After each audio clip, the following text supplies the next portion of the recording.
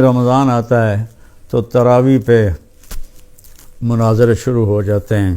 میں ایسے ہی یوٹیوب دیکھ رہا تھا تو وہ ایک سامنے آیا 20 تراویح پڑھنے والوں کو چیلنج۔ او بھائی اللہ کے واسطے یہ چیلنج اپنے پاس رکھو۔ حضرت عمر رضی اللہ تعالیٰ عنہ نے 8 تراویح کا بھی حکم دیا ہے، صحیح حدیث ہے، اور آپ نے 20 تراویح کا 3 وتر کے ساتھ حکم دیا ہے، صحیح حدیث ہے۔ کوئی اس پہ عمل کر لیتا ہے، کوئی اس پہ عمل کر لیتا ہے، دونوں ٹھیک ہیں۔ باقی یہ نوافل ہیں، کوئی 20 پڑھو 40 پڑھو، اہل مدینہ 40 پڑھتے تھے۔ یہ تراویح کا لفظ کہاں سے آیا کہ اہل مکہ 4 رکعت پڑھتے تھے پھر 1 طواف کرتے تھے۔ ترویح کہتے ہیں تھوڑی دیر کے آرام کو، پھر 4 رکعت پڑھ کے اور 1 طواف کرتے تھے، تو اس طرح ان کو تھوڑا آرام بھی ہو جاتا تھا، پھر آگے شروع ہو جاتے تھے۔ مدینے والوں کو پتہ چلا کہ مکے والے تو ہر 4 تراویح کے بعد طواف کرتے ہیں، تو ہم کیا کریں؟ انہوں نے 40 رکعت پڑھنی شروع کر دی۔ تو اس پہ لوگوں کو تشویش میں نہ ڈالیں۔ جو 20 پڑھ رہا ہے وہ بھی ٹھیک کر رہا ہے، جو 8 پڑھ رہا ہے وہ بھی ٹھیک کر رہا ہے، کوئی 40 پڑھ رہا ہے وہ بھی ٹھیک کر رہا ہے۔ یہ قیام اللیل ہے، اللہ تعالیٰ کے نبی نے 3 دن صرف کیا، اس کے بعد نہیں کیا۔ اور ہم تو سب پورا مہینہ کرتے ہیں۔ اس کو حضرت عمر رضی اللہ تعالیٰ عنہ نے جاری فرمایا، اور دونوں صحیح روایات ہیں، 8 کی بھی 3 رکعت 11، اور 20 کی بھی اور 3 رکعت وتر۔ تو بھائیو، اکثر جو میں تو سنتا ہی نہیں ہوں، میرے سر میں درد رہتا ہے، لیکن کبھی کبھار کان میں پڑ جاتی ہے بات، تو اتنا شدید لہجہ ہوتا ہے اور اتنا حقارت آمیز لہجہ ہوتا ہے اور اتنا نفرت سے بھرا ہوا ہوتا ہے، خاص طور پر مذہبی معاملات میں اور اختلافی مسائل میں۔ اس قدر وہ آتش فشاں پہاڑ بن جاتے ہیں کہ ان کے منہ سے آگ نکلتی ہے۔ قرآن ماشاءاللہ پوری امت سنتی ہے، اور صدیوں سے امت جمع ہے 20 تراویح پر۔ حضرت عمر کے زمانے سے لے کر آج تک امت کا بہت بڑا طبقہ 20 تراویح پڑھ رہا ہے۔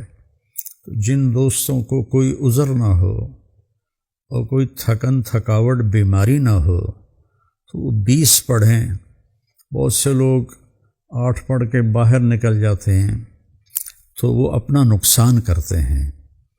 میں یہ نہیں کہہ رہا کہ انہیں گناہ ہوگا، میں یہ کہہ رہا ہوں کہ انہیں نقصان بہت بڑا ہوگا کہ انہوں نے 24 سجدے انہوں نے ضائع کر دیے، جو بعد میں انہوں نے 12 رکعت میں پڑھنے تھے، اور وتر کے سجدے بھی باجماعت ضائع کر دیے۔ تو نوجوانوں سے، صحت مند لوگوں سے میری گزارش ہے کہ امت کا عمل 20 پہ رہا ہے، 20 پڑھنے کی ہمت فرمائیں۔ ہر سجدے پر ایک حدیث میں آتا ہے 1500 نیکی لکھی جاتی ہے۔ تو 20 کے 40 سجدے اور 15 چوکی 60,000 نیکیاں ہر بندہ گھر لے جا سکتا ہے۔ کسی کو عذر ہے، معذوری ہے، وہ 8 پڑھ لے، 10 پڑھ لے، تو وہ کوئی اس میں گناہ نہیں ہے۔ اللہ تعالیٰ لیکن جتنی مشقت اٹھائیں گے اتنا ہی اللہ ہم پہ راضی ہوگا۔ کثرت سے تلاوت کریں قرآن کی۔ بخاری شریف کی روایت ہے، کان رسول اللہ صلی اللہ علیہ وسلم اجود الناس، اللہ کے نبی سب سے زیادہ سخی تھے۔